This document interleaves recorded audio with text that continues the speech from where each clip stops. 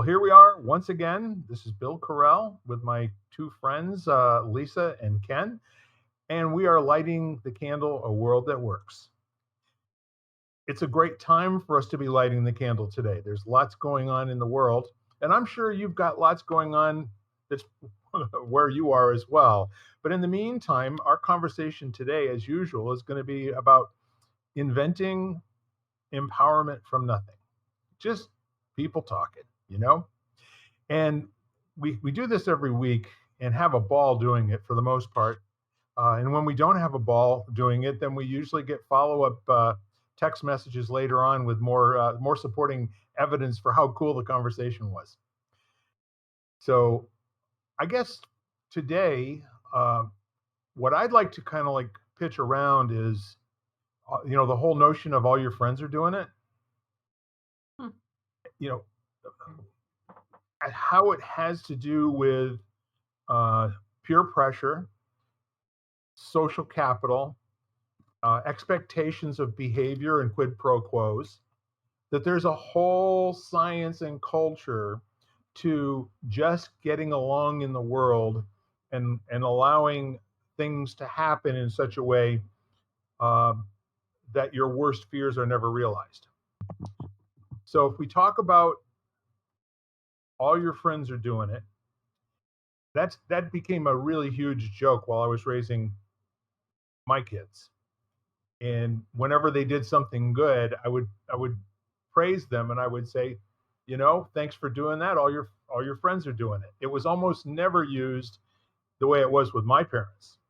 If your friends were jumping off a bridge, would you do that too? You know. So I guess what I'm kind of pointing at here is in 2022, there is another level of culture on social media and with all of the news platforms that goes far outside of what we normally would have had working on us and how we operate in the world.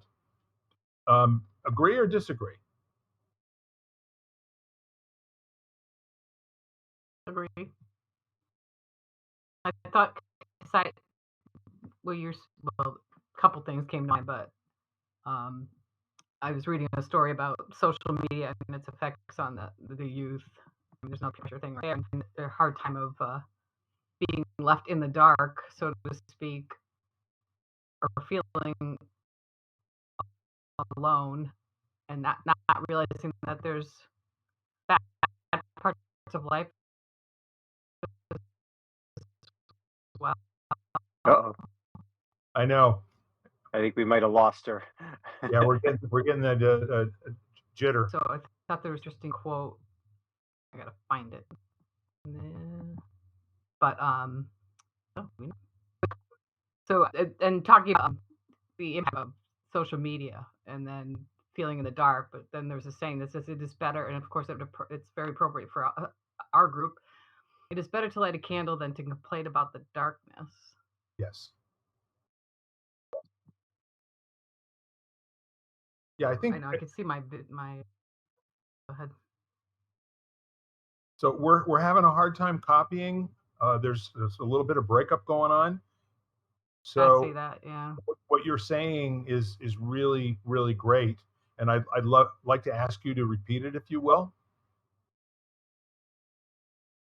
I was reading a post about social media having such bad effects on well everybody, but the youth particularly, because they don't realize that there's bad parts of life because everybody's posting the best of the best and making it look so good. So in order to deal with that, like one of the best sayings is instead of complaining about it or wondering about it, the quote is the best minds. I mean the quote is it is better to light a candle than to complain about the darkness. I thought was interesting for us especially. Yeah. Ken, any thoughts? Yeah, many. Well, and it's kind of interesting. I think that's what Lisa just said is there's a lot of value there in there, and I think part of it is how do you how do you shine your light if you're not clear on what that is? So, so there's not it's very difficult, especially when we're younger, I think, to get clear on what our values are so that we're able to have a clear north as the influences come to play around us. And I think one of the challenges we're seeing now is you have so much access to what other people are doing, and they're able to kind of contrive that to look a certain way. um, and so that can influence us. But the reality, you were talking about jumping off the bridge. um, it's a risk assessment thing. Depending on how high the bridge is, I probably would jump off of it Mhm. because I like jumping off of high things. I think that's kind of cool. So, so there's the question to me becomes, how skillful have you become on assessing risk and then measuring the result of doing what your friends are doing against your own sense of value, right and wrong, and what's appropriate for you in your world. So, I mean, when I was a teenager, I had friends who smoked cigarettes, and at one point I tried it. I thought it was disgusting and said, "Yeah, that's not for me." And, I had one friend who gave me a hard time about it, and I said, "Look, dude, it's not for me." And that was the end of it. So, but I was clear and I wanted to be an athlete, and the risk to me of doing that to be accepted was, far outweighed by the values that I was holding at that time. So, and I came from a family of smokers, so it was even environmentally around me, and I chose a different path. You know what I'm saying? I Mhm. completely know what you're saying, and I will tell you what, that all my friends were smokers, including parents, aunts, uncles. You know, what has turned out to be the best decision that I ever made, and probably the best decision that my dad ever made, was stopping smoking 40 years ago. And when we did that, it was because we were sure we were not going to live very long. It was the impact on our bodies, the coughing, the not being able to get a full breath of air. That was us making the hard choice to do what it took to stop smoking. And in the meantime, the antithesis of that are all the people that continued smoking and continued hanging around with people in closed rooms while everyone was smoking. And the hard part of that journey is, um, while we're constantly being bombarded with messages about how smoking started out being a really good thing. It started out being something that will calm you. There were doctors that actually would prescribe cigarettes to women who didn't smoke back in the 40s and 50s because being pregnant is a really hard thing to do, and at least this will calm you down every once in a while and give you a moment to catch your breath. So, I mean, the bad news of all of that is we all know many people who didn't make the choice to stop smoking or didn't make the choice to never start smoking. And unfortunately, most of those people in my family are no longer around. It's all come right down to almost to a person that the people that smoked over that 40 years are no longer here. So the all your friends are doing it sort of thing was never true to begin with, was it, Ken? It was something that you said as justification for something that you wanted in order to try to coerce your parents into going along with something that they certainly didn't agree was a good thing for you, you know? Mhm. And yeah, Lisa, you got a thought? Well, because I was reading, I don't know, there's a Alan Carr, you probably know, wrote like How to Stop Drinking, How to Stop Smoking. He did, and then this woman wrote The Naked Mind, which is about taking that beyond. And she talked about that exact thing, like how do you stand in a room where everybody's drinking and you don't? And then she just said, well, like, is everybody in the room like eating liverwurst? I mean, just because they do something doesn't mean you have to do it. And then when you realize that everybody in the room is doing different things than you all the time, Yes. and then you put that in that perspective, like just because they're picking up and imbibing in a liquor that you don't even want to partake in, or just put it in its place like that. Like it doesn't need to be just because, I'm not gonna eat liverwurst because he's eating liverwurst. Why would I take a drink? That kind of thing. How simple it is. I think Ken pointed to a really, really fundamental issue, though, that early on, you neither are confident in your values or even confident in your value. Hmm.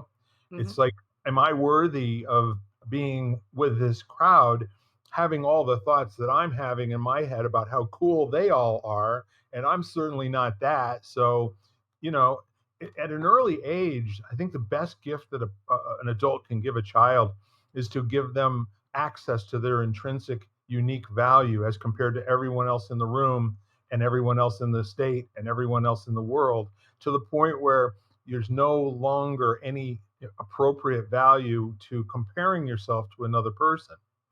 You're always going to be in a situation where that comparison, you're going to come out on the short end of the stick, either by thinking you're superior or thinking you're inferior, or that you can slide by and get along.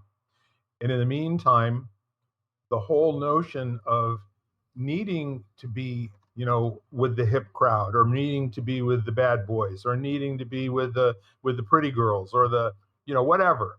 That whole notion is a made up conversation, and that's what Instagram, is all about. Taking what we used to do in cliques in grammar school and middle school and high school, and the conversations that we would have, that some worked out and some didn't work out so well. And now there's an artificial um, line that's being drawn, that you're either the Kardashians or you're not, you know?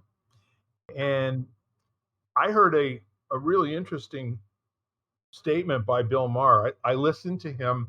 There are not a lot of things that we agree on fundamentally with regard to how to treat people and that sort of thing. But he has made a lot more sense being a centrist over the last 2 years, when so much of that side of the conversation has gone off the deep end. But what he said was, if you can, have just the confidence that whatever other people are doing in their wealthy lifestyle, or their lifestyle that is admired by people, is not how they are experiencing it. It's not easy to be a Kardashian, you know? It's not easy to be Jay-Z. It's not easy to be, Meghan or Harry, right? So the whole idea is that we have, I think more than any other time in my lifetime, created an artificial set of values, and then repeated them to the point where people don't question those values anymore. And they also don't question whether or not they should be railing against those values. Does that make any sense? Yeah. You hear something enough times, and this has always been the nature of propaganda, is, and Michael Jackson's lyric that, you say it enough times, and then the lie becomes the truth. And then people they can't distinguish for themselves, because there's no other information available. There's no alternate point of view being spoken. There's no experience that they have other than what they've been listening to day in and day out for a very long time. And I think it's an important thing to talk about with regard to how we're raising this generation of kids. Um, Mm. they should be confused. Yeah.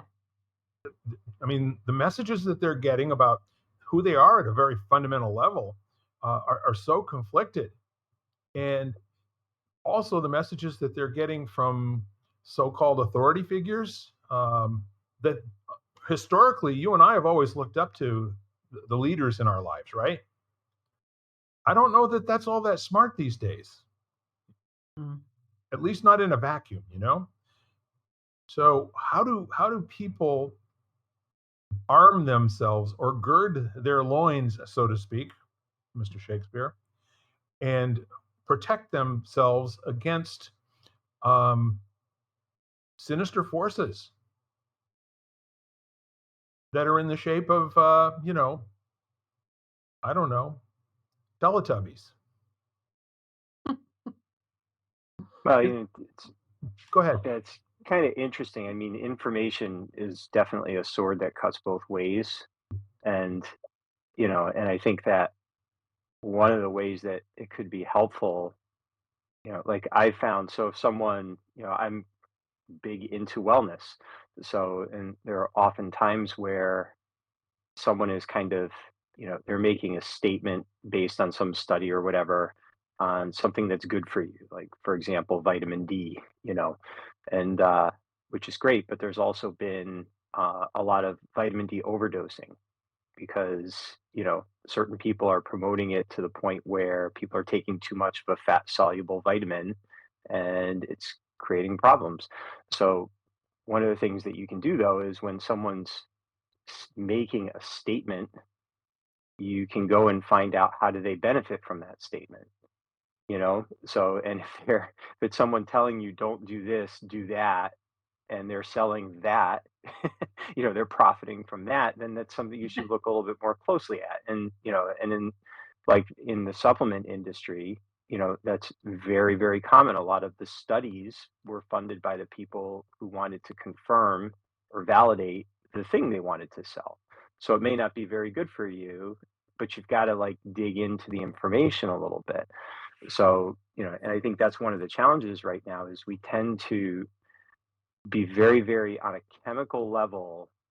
We are attracted to things that confirm our existing biases. So if you've already decided, you know, I don't know, doctors are bad and big pharma is not to be trusted ever, anyone that says anything that confirms that, you're going to agree with it. You're not going to want to look any further because you just heard what you wanted to hear and you got a hormonal response that makes you feel good about having heard what you hear. So now that gets leveraged. So and I think that's one of the challenges is as a, I think we're all still trying to figure out how to appropriately utilize information to not just confirm what we want to think, but help us gain clarity as best we can as to what information is available to help us make the best decision possible. Does that make sense? Makes a ton of sense. And my confirmation bias was sitting over here agreeing with every word that you said, and I got the shot of dopamine as a result of it, and I'm much better now. Thanks. Yeah. Well, and that's the funny thing because then, what I found is the really, really genuine people Yeah. are so cautious. They don't want you to believe them, which means that there's a large portion of the population that will even leverage that and say, see, that you can't believe them. They're being uncertain. They're not being definitive. They're being wishy-washy. They're fluctuating in their position.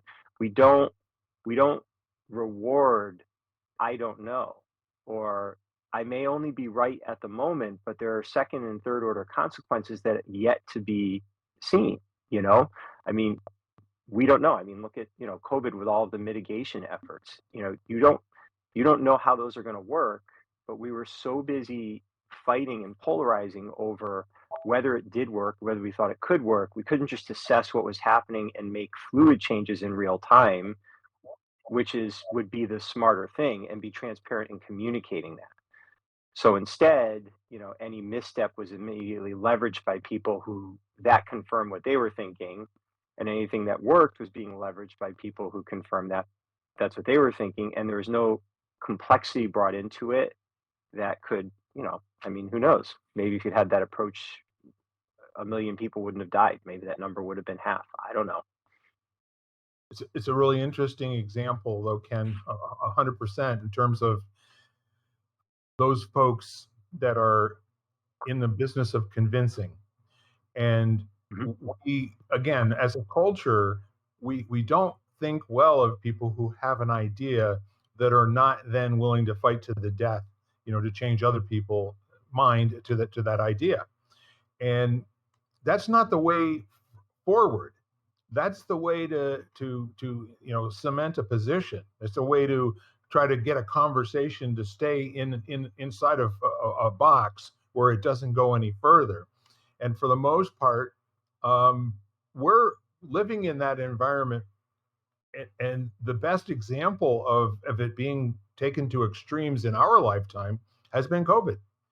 We really have seen where there's been a dogmatic approach to everything from weather, um, to health, where it's about, don't you worry about it. This is much too much for your little head. We will tell you exactly what and when you need to do what you and when you need to do it. And oh, by the way, if your results are not good, then that's going to be your fault. If your results are good, then that's confirmation that you should continue doing what we tell you to do without question. And I don't remember ever a time in my life. I mean, I was never in the military. I mean, maybe when I was a small child, there was you'll do this because I told you to. But I got rewarded early on by asking why.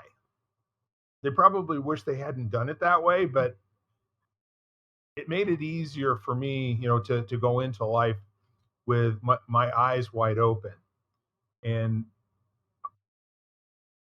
probably turned the corner after college faster than I probably wouldn't have if I hadn't been taught to listen carefully to all of the instructions and then ask questions.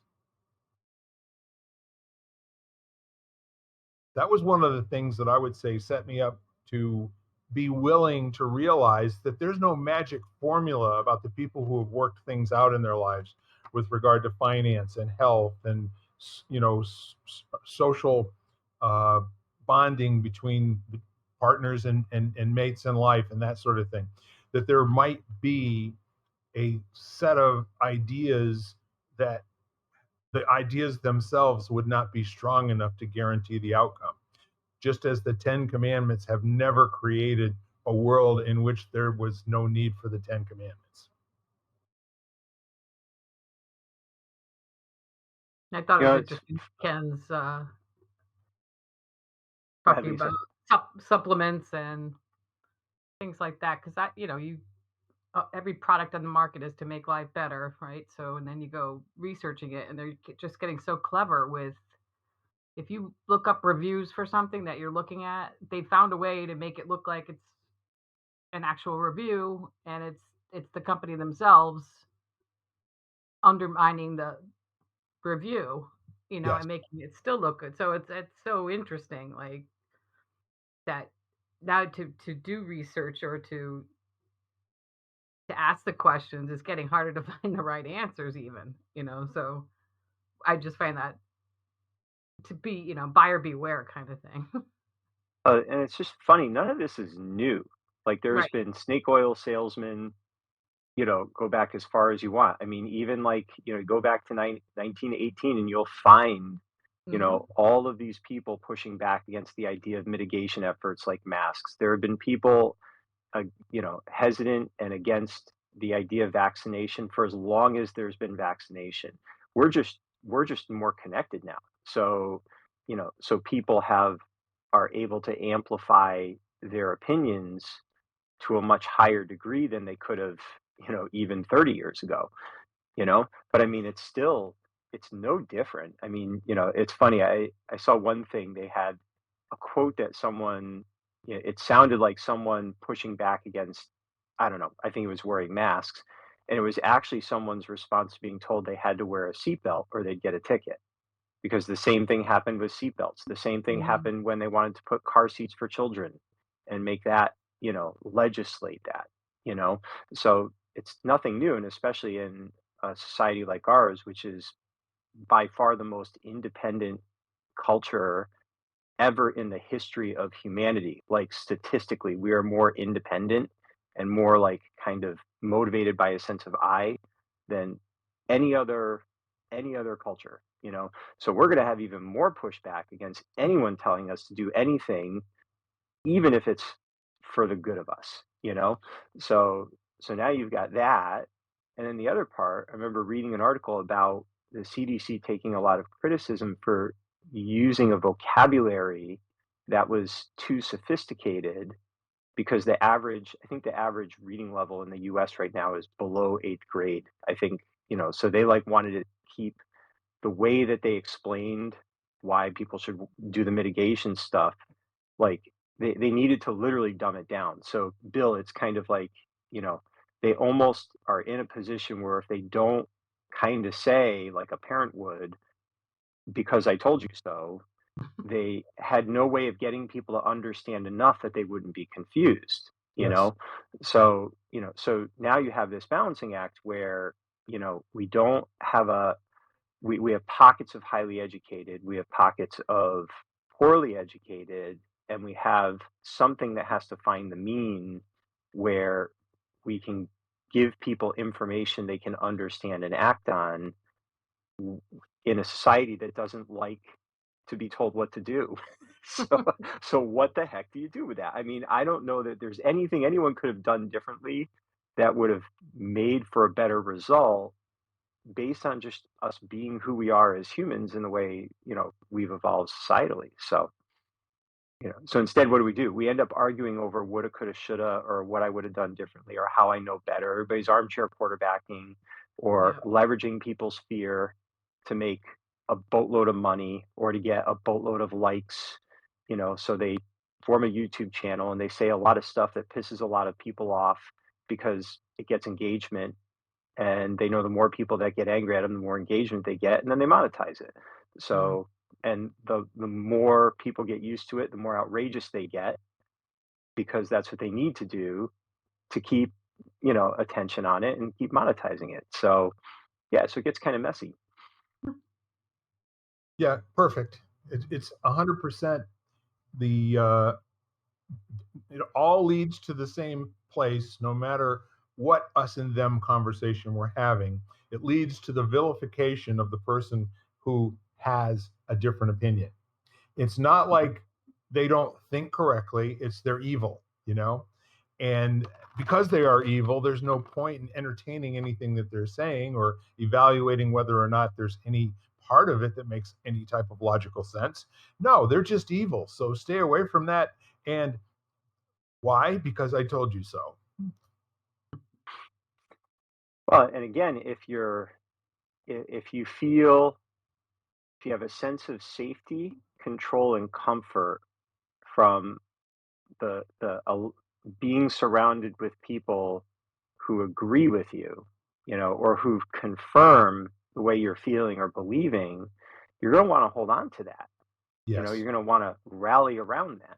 So, so now it's much easier to avoid, taking in a foreign influence, quote unquote, by just, building these walls and, have this fortified position that, you don't let anyone in, and anyone that tries to come in, obviously they have ill will towards you because they must be trying to manipulate you or change you, and now you're back to I hate the they thing, because there is no they. There's a bunch of individuals that, when you talk to, I don't care what side of any position you're on, if you talk to one person, they are much more complicated and their position is never what is being, you know the Republicans aren't all thinking this thing, the Democrats aren't all thinking this thing, none of it, So, but if, Well, if you're You know, looking to generate influence and garner attention, isn't it easier to create this kind of stereotypical they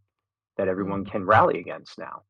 yeah, kind of an interesting thing. It's not a very old phenomenon at the level that it is because it's worldwide. It actually transcends language. All of the authority figures are behaving the same way in every part of the world. And essentially, what's really kind of remarkable about that, we can lay this at the feet of the Obama campaign and the DNC when they discovered in 2006, 2007, 2008 that they could massively change people's ideas about how things should be on social media. And so they got really good at Facebook and they got really good at Twitter. And what they found was the more things that they said that were outrageous about the other side, the more people that they got, you know, who would then become followers and agree with them and egg them on to do more.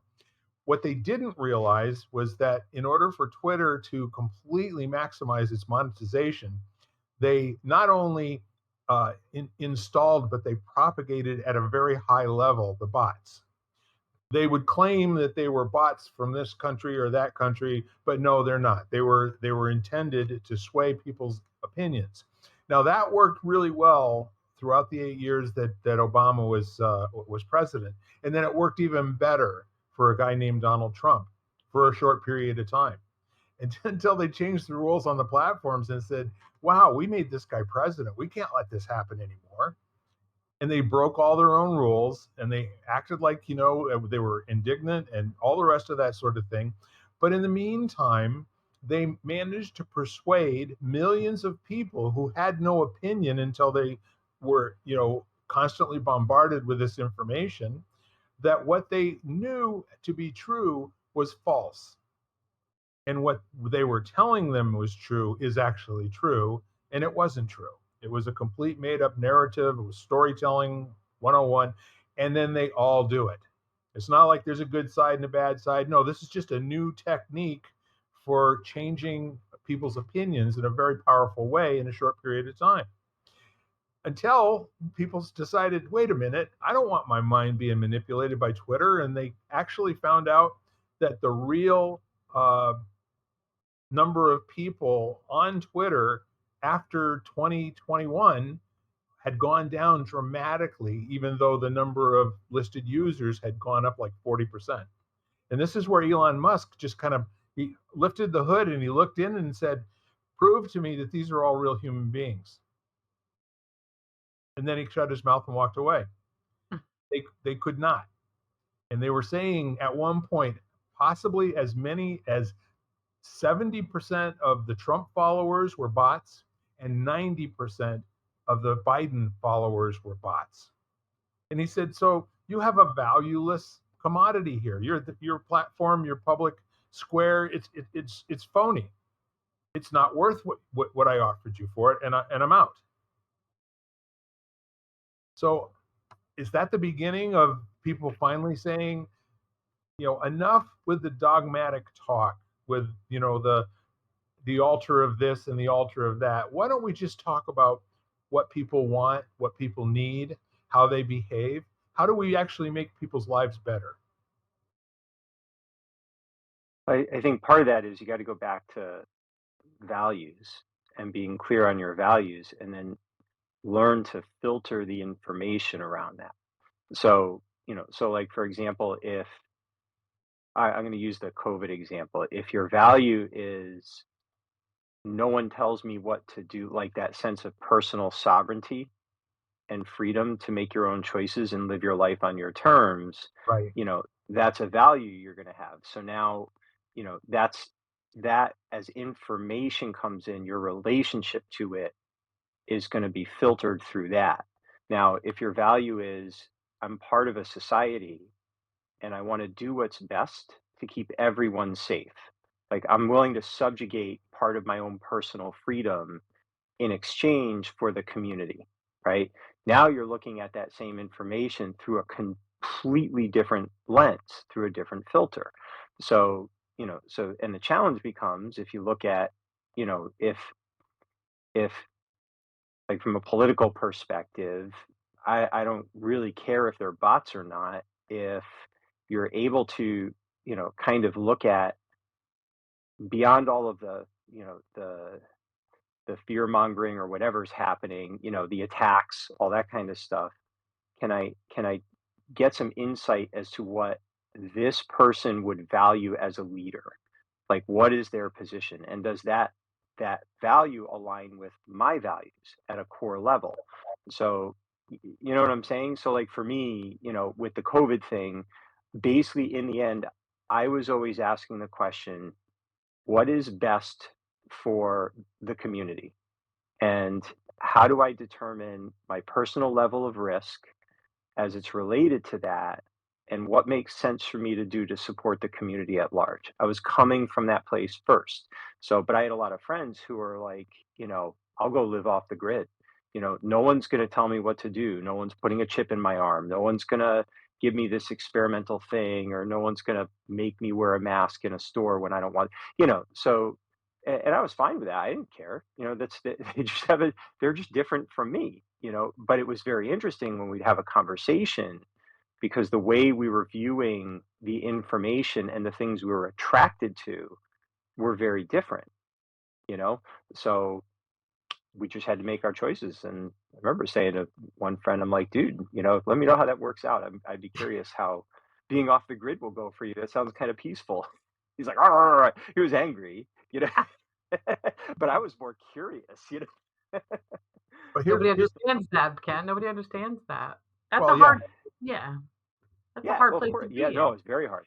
Yeah, yeah. And I think that's So, the part of humanly, we are all designed to keep everything at a certain level, and we don't pay attention because we've also been so desensitized that the louder thing wins and the shocking thing wins. They know they have to shock you and be louder for you to even pay attention, to even draw your attention to them even slightly.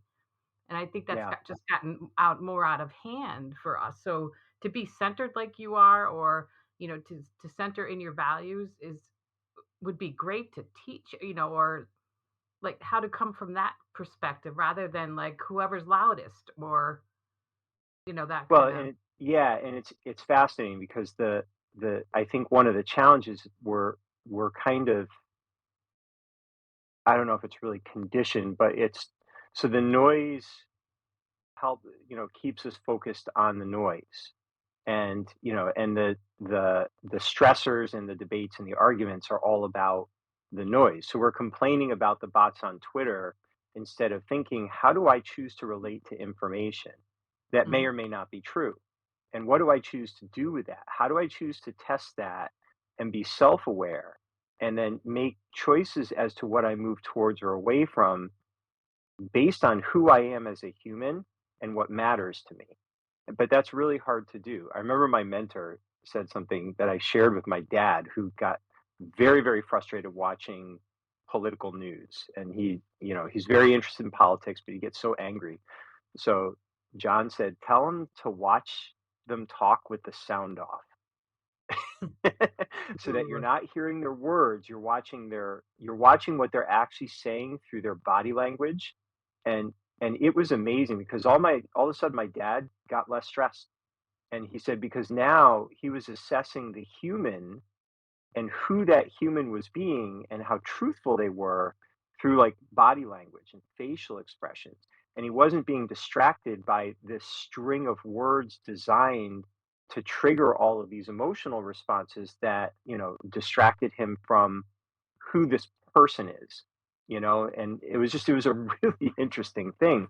But you know all of our conversations tend to be about the noise, about the platform, or about you know who did what, or what worked or what didn't, instead of how do we relate to this. And it's not, yes, they can trigger and influence you. So, but if your focus is on the fact that that's human, I mean, some people see an athlete being an incredible athlete and they're influenced to become an athlete. I was. Other people look at that and say, nope, no desire. And then they watch someone becoming a computer programmer or a scientist and they're attracted to that. Is that manipulation? No, it's being attracted to things that resonate with who you are in your core. And your certain things are going to get amplified and other things won't. But then the distractions can come in and cloud all of that, you know? well, I really love everything that you're saying, and good on you to be your age with your training, with the hundreds of thousands of words you have read and internalized, and your articulate way of saying exactly what the end result can be possible for human beings. However, in the meantime, we have a whole host of folks that get paid to change people's thoughts from what they are now to what they want them to be. And there's a whole science to doing it in such a way that people don't realize they're being duped. And I love what you said earlier about the snake oil salesman on, I watch YouTube religiously. I will spend upwards of 10 hours a week watching short videos about many different subjects. And when I, do that, rather than watching 1 or 2 hour long videos, I get to hear an awful lot of different really cool things. I didn't realize that Grant Cardone was so big into signing up legions of coachees at this point. But I think what is really kind of interesting is that he's got all of these 5 to 10 minute long videos. In one case, he's actually showing a 14-year-old how he can become a millionaire in 2 years. And the fact of the matter is that it's more simple than any other thing you could possibly do. Making $1 million in 2 years is nothing more than math, a plan, and discipline. So at the end of which, he goes through this quick thing in 6 or 7 minutes. And now, if you want to have this in your life, um, you know, respond down below, and we'll send you the information and have somebody call you so they can sign you up for our coaching program. And I watched this, over and over and over with different topics. I mean, everything from uh, healthy food. Oh, it's an MLM. Just over and over and over to like they've all just decided that the easiest way to make money on the planet right at the moment is to be a life coach. Hmm. And so you can spit 10 feet in every direction and hit 100 of them. Now, the neat part of it is very few of them actually have any experience. I mean, in terms of succeeding and failing, giving people feedback about what they're doing in their life and helping them write a plan that will be doable by them.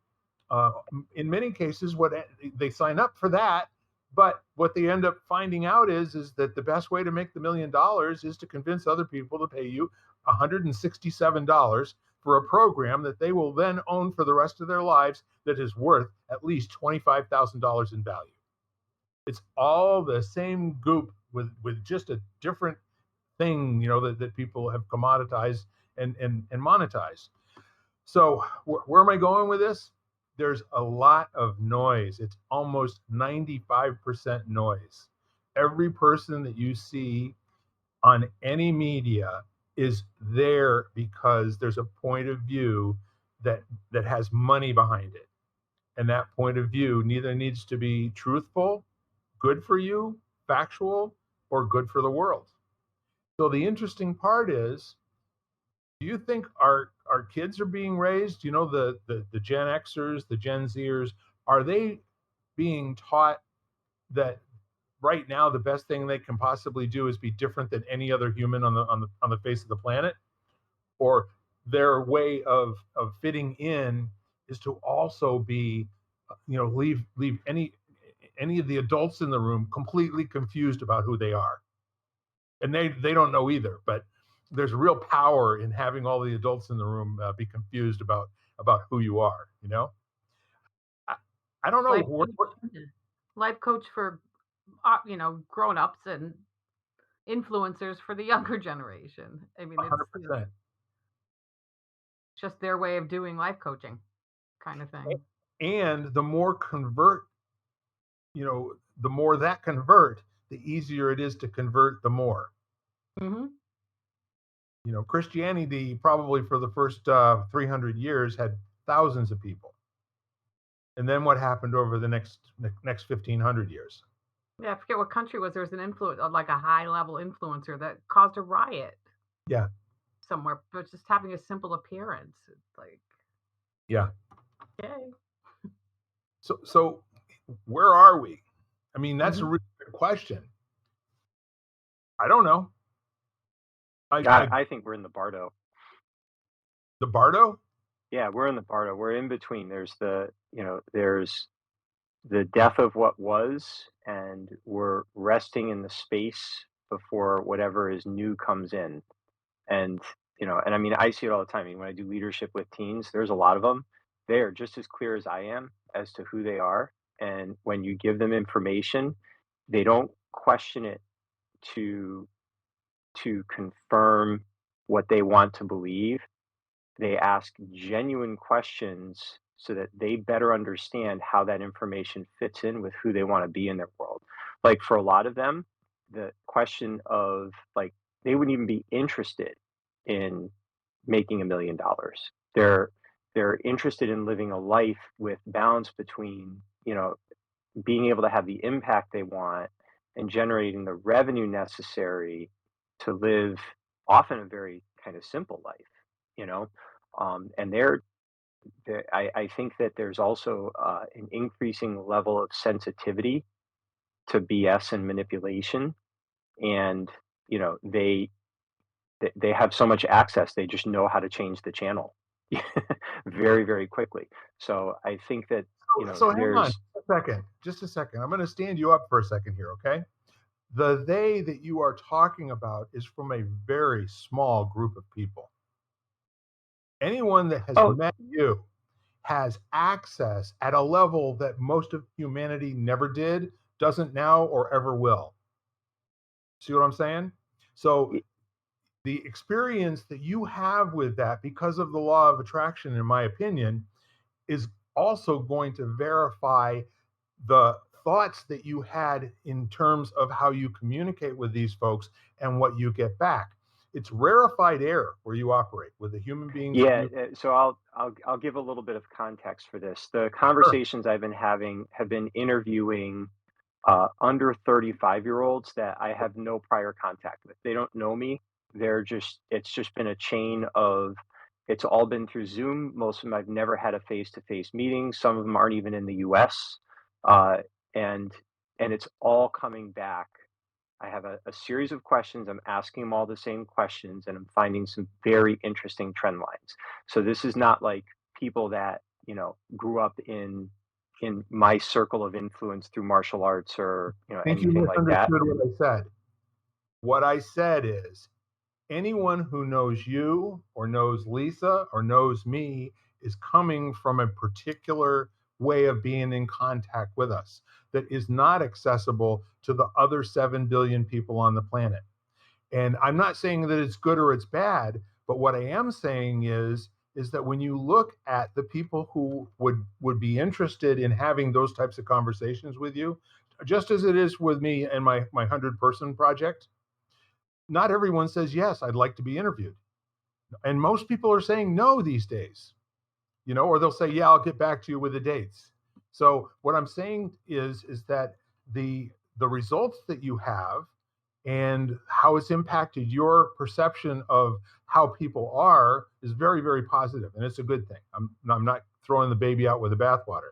I'm also saying, how did you get introduced to them?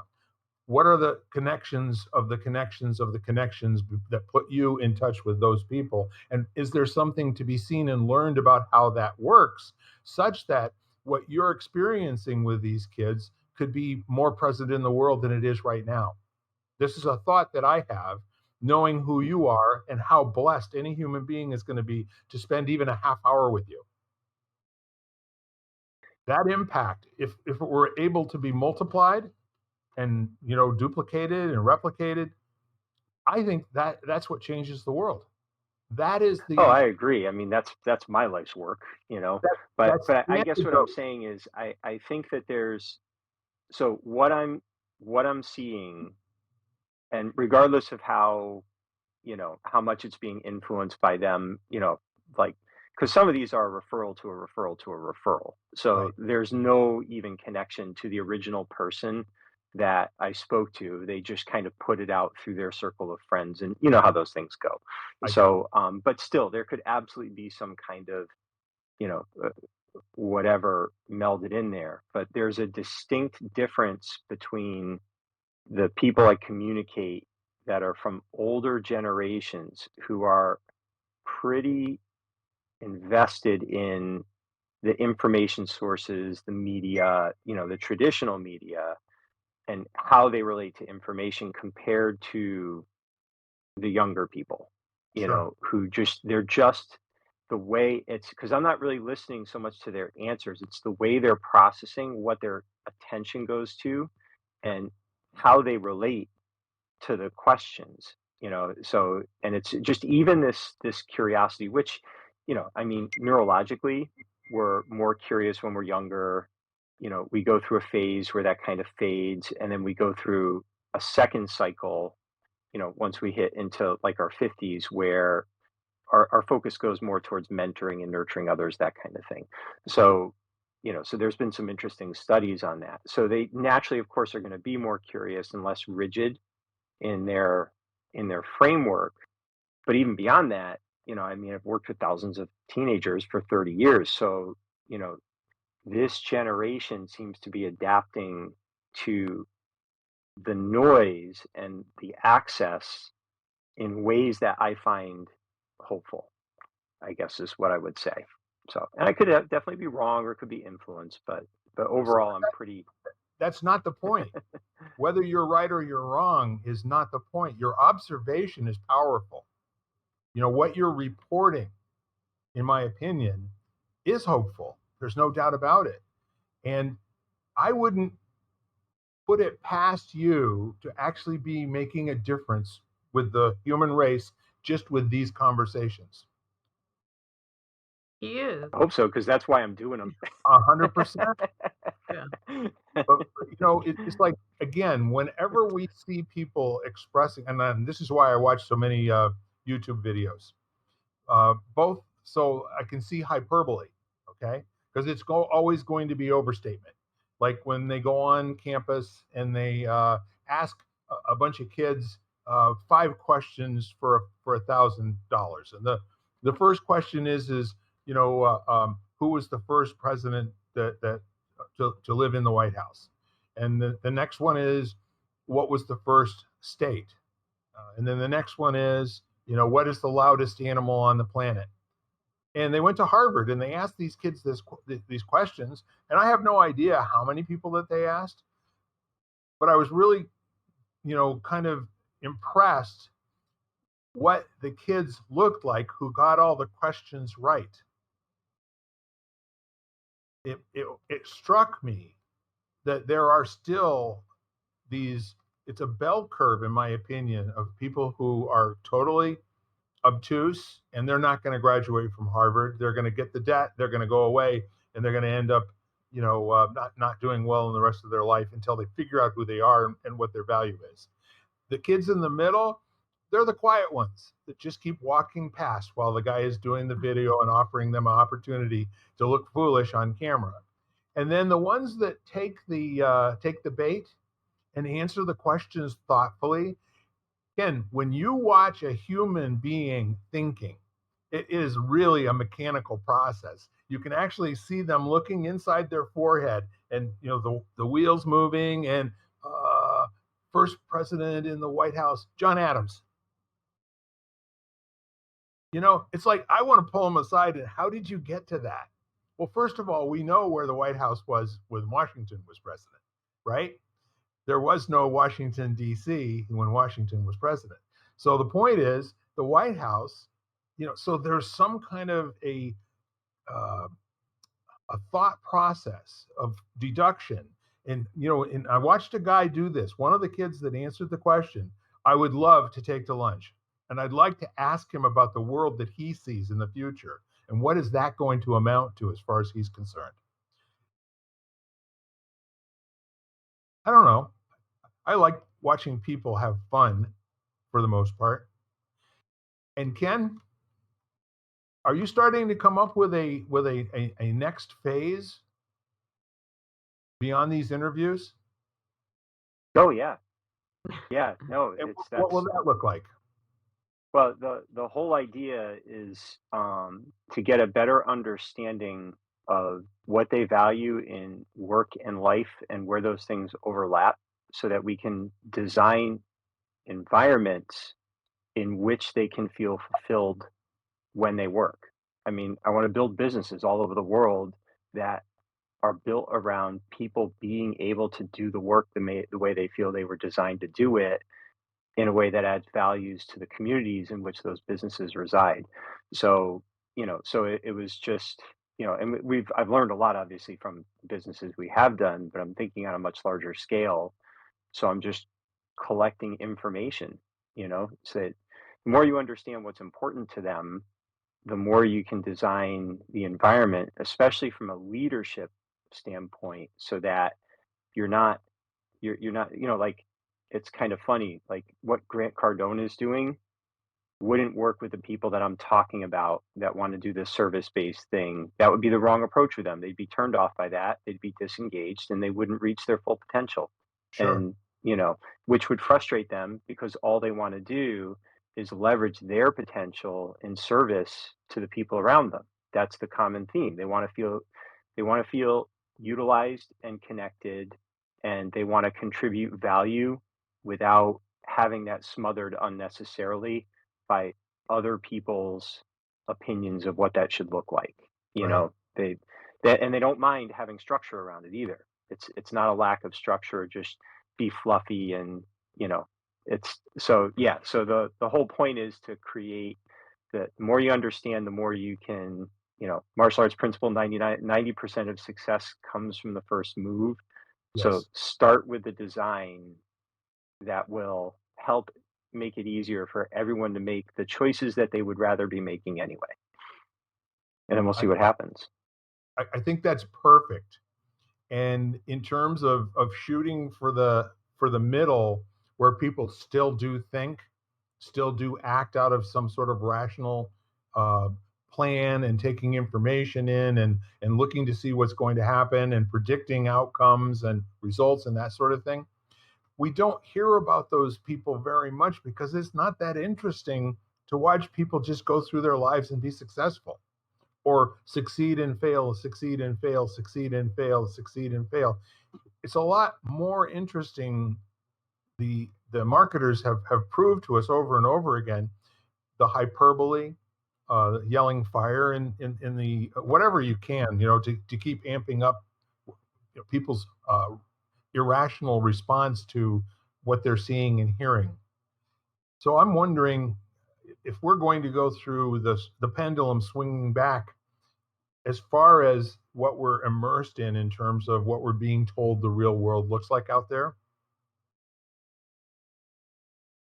Well, one of the things I heard was is it Gen Z? Yeah, The one of the younger generations, their kind of mantra right now is "we before me."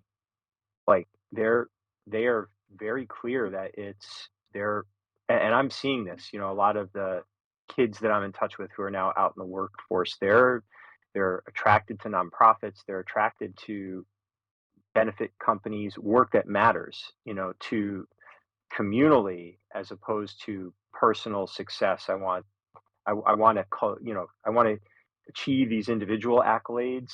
That's secondary, and I'm sure that's, again, yeah. there's other that's not true universally. However, the experience has been that there's an attraction to that. So as certain generations kind of phase out of influence and these new generations come into positions of influence, it's going to be interesting how that impacts, you know, us societally overall. Not only is it going to be interesting, it may just be life threatening and life changing way of life. Can't And have that, one without the other, I guess, right?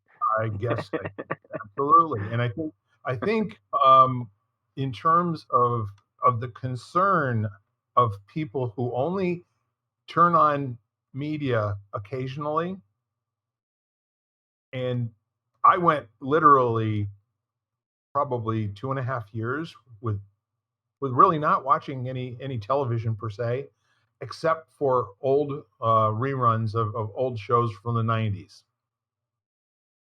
We got on a kick of going and finding something and then binging it just for the TV show. Not interested in world events, not interested in somebody telling me, what's going on, not interested in somebody telling me how Charles is going to use this position, to blah, blah, blah, blah, blah. It's not hearing that makes focusing on things that matter, like family, you know, livelihood.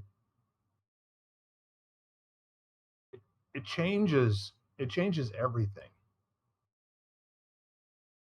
It would be very interesting to me to look and see if we had taken certain measures in the 80s, 90s, and early 2000s and measured people's responses to certain questions, and then if we threw out the highs and the lows, the wackos on each end, and they are literally, I mean, that's not a pejorative term.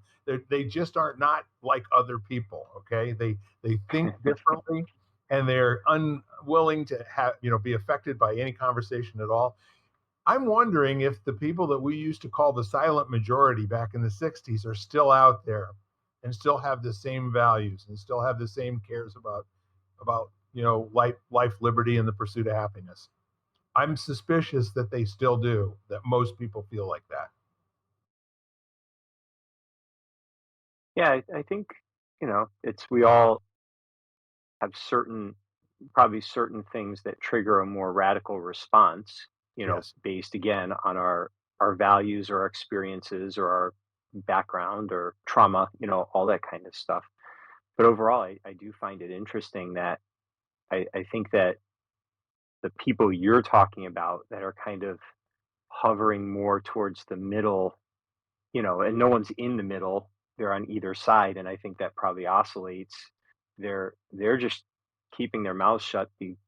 Like I don't talk much about any of this stuff on social media because it's not worth it.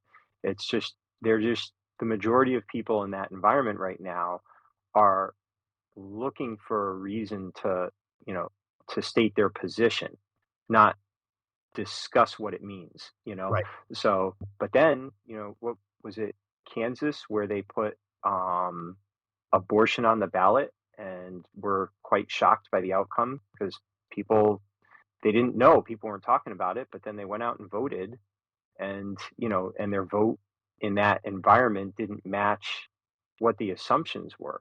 So to me, that's kind of an indication that probably there are a lot of people that like what you're talking about, Bill.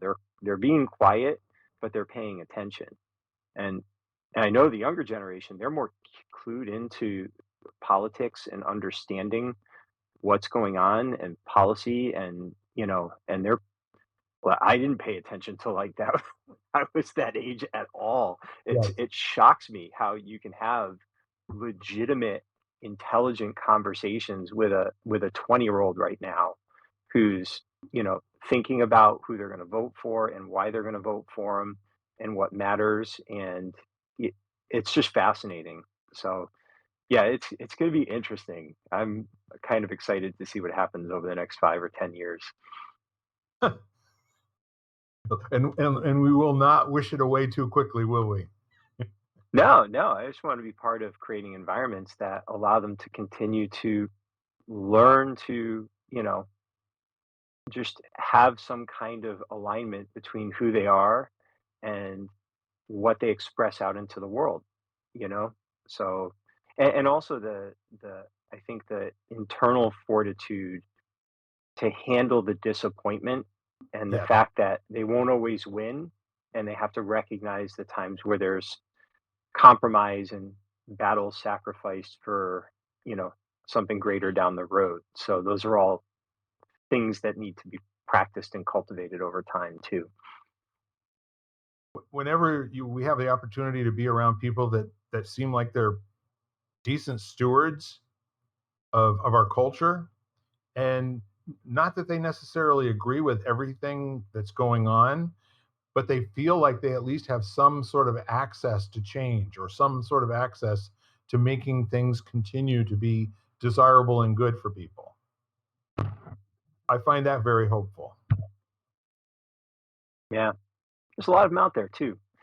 You know, it's just interesting. I think one of the biggest challenges I keep holding on to the hope that it's just the ones who are like that tend to be a little bit quieter because they've got their head down and they're doing the work, Yeah. and they're not screaming on their YouTube channel constantly that the sky is falling or that, they know what's best or whatever because they don't think those things. They may have concerns, they may exercise caution, but they're not afraid to say I don't know. They're not afraid to change their mind or say I thought this and I was wrong. New information has been presented to me, or I'm willing to try this and it may be wrong, but I'll try it and accept the consequence Yep. And like they're not as loud, No, at least that I've seen. You know, I think they're the smart ones that are always asking a question. yeah, yeah, You almost never leave a conversation with the group that we're talking about having any idea where they stand on it. But they're fascinating in terms of their interest in what and other people's points of view. yeah, yeah. No, that's an interesting point because I can think of one gentleman that I've worked with a lot over the last couple of years, and and I really couldn't tell you like what his position is on anything, other than how can we make things better, Sure. and really that's where so the conversation never really gets into having to make definitive statements, not because he's avoiding it, it's just unnecessary. It's a deeper conversation. So I'm pretty clear on his values, and how he values humans, and how he values society and wellness, and like things that are in his lane. But yeah, Yes. I couldn't tell you like what his political position is, or any of that kind of stuff. It's just not relevant to the work. Another attribute of that sort of person is, I would say, in my experience, they really don't give a good rap whether you know anything about them or not. And Yeah, yeah. it Yeah, doesn't no, mean that's true. anything, and it doesn't mean anything that it doesn't mean anything. Yeah. But anyhow, Lisa, you are being that powerful listener today. Well, I'm just glad there's mentors like the two of you out there. I mean, if there was such a thing as finding a great mentor, and I always believe that there's inherent good in the world, and there's Yes. more of them out there than we think there are, and so that's what I'm always going with. Well, Agreed. yes. In fact, that's the only thing that makes it better, right? That is true, and that we believe it's true gives us an expectation that it is true, and that also gives us the courage to make it true. Sure. So the last thought, and I'd like to talk about this possibly next week or the week after, is I read a very fascinating study about people who went through a group study, and they tracked what percentage of their time was thinking about things in the past or in the future as compared to being present to right now. And there were some pretty interesting outcomes from that study. And I think a lot of what our conversation has been about today is just wishing you at home, the opportunity to make up a powerful you to learn how to be. And it's in that making up and the decision to move forward with certain things in your life and not spending your time on other things that I think most people would say that's a life well lived. When you can be in charge of what conversations you're going to be a party to, what information you're going to listen to and propagate, when you can listen to the world, as Ken said, with a good certain place that you're coming from as a human being, I think that's the road to being unmessable. People just can't mess with you. Anyhow, any final thoughts?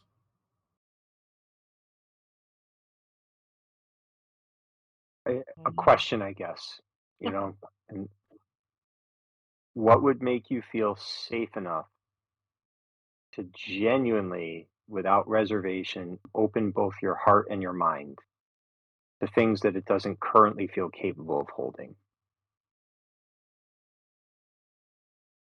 Marvelous question. Definitely. So let's hang out with that one. The answer is not the important part. No, definitely not. I don't know what the answer is for me either.